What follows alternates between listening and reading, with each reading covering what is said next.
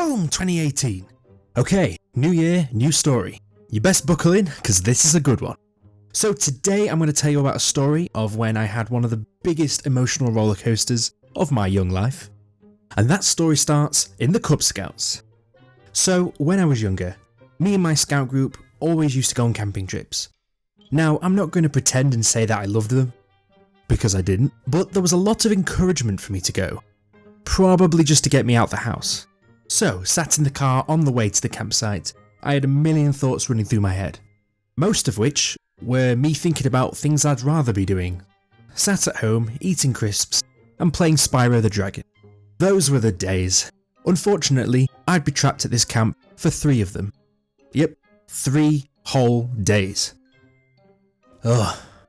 Luckily, your boy Tankbank thought ahead and decided to bring his Game Boy. In secret, of course. Bear in mind where we were going was absolutely in the middle of nowhere. My mum took me and one of my good friends at the time. Now, just for some context, this isn't one of those camps where you can go, throw up a pop-up tent, and jobs are good 'un. No, this camp, we were expected to build our shelter. Full-on Bear Grylls style. When we arrived, we were told we had to build a bivouac. Now, for those of you who don't know what that is, well, it's this. Basically just a bunch of sticks. But if you get enough of them, you can make a shelter. Now, bear in mind the age range of the Cub Scouts at this camp is quite wide.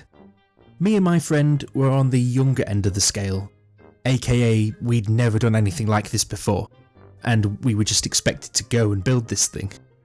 Eventually, our scout leader got A, bored, and B, very annoyed because he had to come and basically build it for us.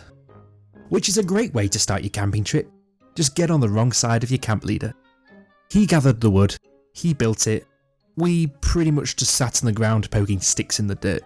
Now, even though this was camping in the summertime, you have to remember that as a Brit, it's never warm here. So, as night fell, it got pretty cold. Therefore, a big fire was created in the middle of the camp. Everybody was given jobs to keep themselves busy and to make sure that things ran smoothly. That may be things such as cooking, collecting wood, cleaning, those sorts of things. Now, I want you to think of all those amazing Camp America things you see online. Everybody having a good time, great weather. Well, this was the complete opposite. It was miserable. Nobody wants to be there. Instead of giving us anything nice to cook over the fire, such as marshmallows, they gave us pork in a tin. Don't ask why, but that was pretty much all we ate the entire weekend. To be perfectly honest with you, calling it pork was a bit of a stretch. I had no idea what it was. Put it this way, I would rather have caught and cooked something in that forest. After a while, me and my friend got bored and decided to head back to camp. Why, you may ask? Well, it was a perfect time to whip it out. The Game Boy. What? What did you think I was going to say? Now, for those of you that had the classic Game Boy colours, if you remember it, it didn't have a backlight, so sitting in complete darkness wasn't going to help. To light it up at night, you basically had to have an attachment, which was basically a nightlight. We plugged them in and started having a blast. We must have been preoccupied for a good 5-10 minutes, when suddenly we hear something. What was that? Nah, it's nothing. But then we heard it again. It almost sounded like footsteps. Little did we know, one of the other Cub Scouts saw the lights and decided to sneak up and take a look for himself. Realising we had these Game Boys, he had a choice as to what he wanted to do. He picked probably the worst thing he could. He snitched on us. Yep, he went back and told our camp leader what he saw. Next thing we knew, we were marched back down to that campfire and we were shamed in front of the entire camp. Not cool, bro. Not cool. But the one thing worse than that to happen was that the Game Boys were confiscated. I should probably mention that we were told that we weren't allowed to bring anything like this. It was meant to be a be one with the wilderness sort of camping trip, not a let's bring Pokemon Red. As a result of our treachery, we were demoted to the role of gathering wood. And no, I don't mean punching trees.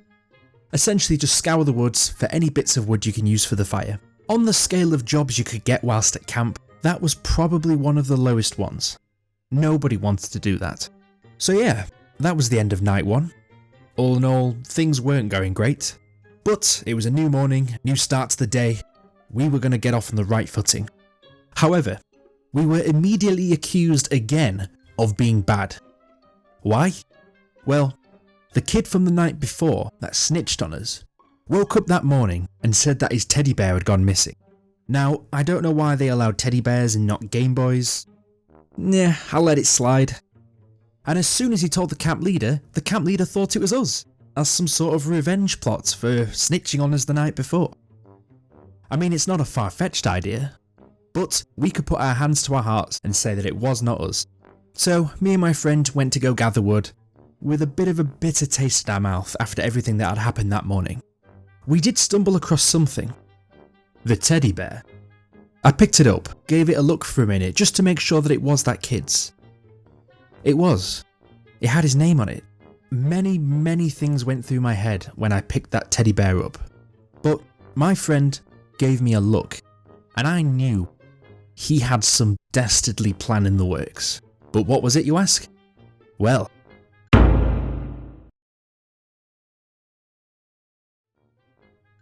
I just wanted to very quickly say thank you all very much for sticking around. I know it's been a little bit of time. Also, sorry for the cliffhanger, but I really hope it's going to be worth it in the end. And yeah, I'll see you guys in the next one.